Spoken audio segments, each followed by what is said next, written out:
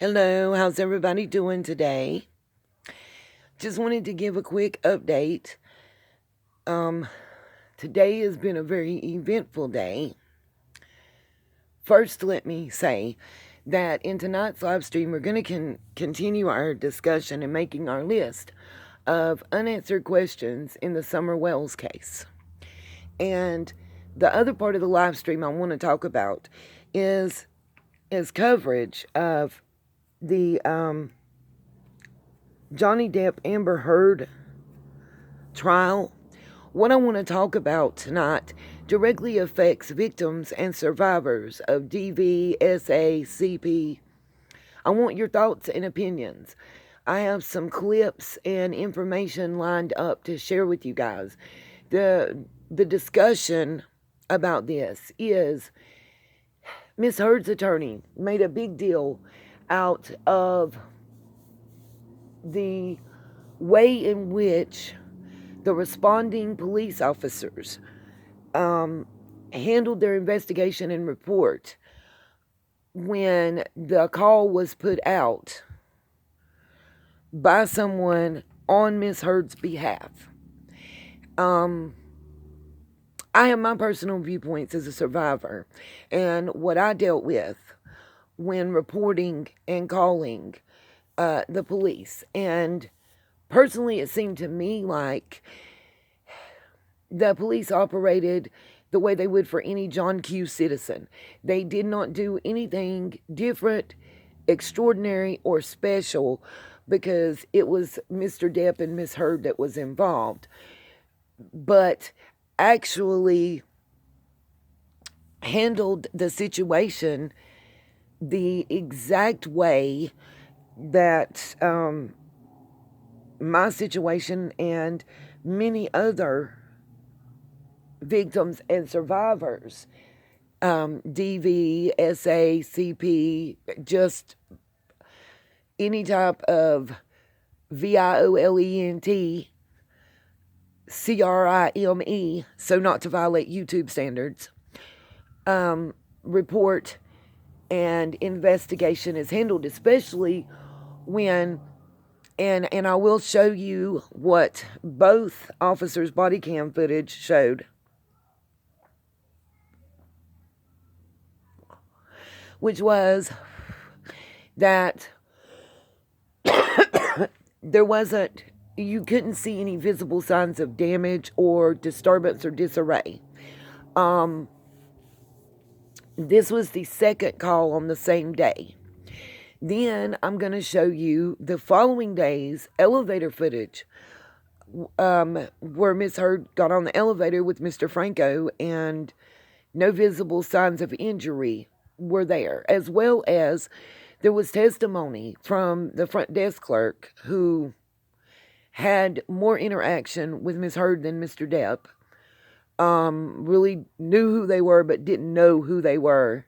And you could tell wasn't really starstruck or whatever, but his testimony that he saw her the next morning and that that if she had swelling and or bruising like was shown in the photographs that were shown to him, that he definitely would have seen and noted and remembered that, because it would have been something out of the ordinary, something extraordinary for any of the tenants that he interacted with. He even stated he'd worked there over 10 years in that capacity, and that he often interacted with most tenants, that he did not have a personal level interaction with either of them like he did with several of the other tenants that were there, and that it was, I think, 147 different residences contained within there, and that he couldn't tell on any one given day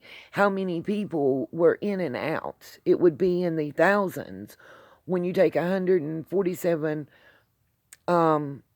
different apartments, penthouses, condos, townhouses, and multiply that times their visitors, their guests, delivery personnel, any type person, individual that came in or out.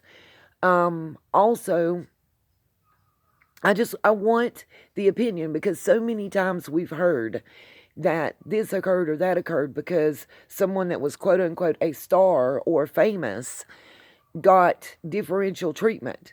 And it almost seemed to me like Ms. Heard's team was complaining that she wasn't given some type of differential treatment because of her status. That's how I personally took it. You guys may take it different, and that's why I want feedback. And like I said, we will continue our list. Right now, we have a total of 6 unanswered questions that are nagging in Summer's case. And there's a few more that we need to add to that list. Once we get that list made, I'm going to compile it and post it on the community tab section, the Facebook section, and on the Instagram and Patreon as well. Because I think that's important. What are the main unanswered questions? This is the question for tonight's live when we go live, you guys. It's a couple questions for you. 1, what are the main unanswered questions in the Summer Wells case that can't be overlooked and are severely nagging you at this point? And the other main question is, based on the videotape and testimony from the police officers and their superiors, what, if any, do you feel they could have done different in this situation to have made it better? And do you feel like they were treated the same or better than or less than any other citizen? And just an update, I have not 1, not 2, but 3 interviews between tomorrow, Friday, Saturday, and Sunday, and possibly a 4th to be scheduled. So, please throw up some prayers that one of these 4 jobs works out. It's a second callback at the job that Miss Angela, one of our sunshines, had referred me to. Hopefully she'll email me back. I have sent her an email. I went to my car loan place today. We're checking my battery now. If we find out that it's the battery, the dealership is actually going to give me a trade a battery if it's the battery that's going down and causing the problem.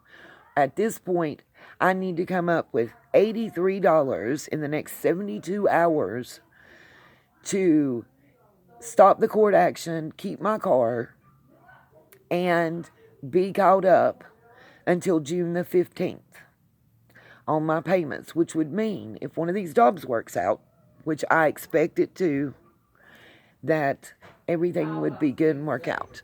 Peace, love, and light. See y'all later tonight.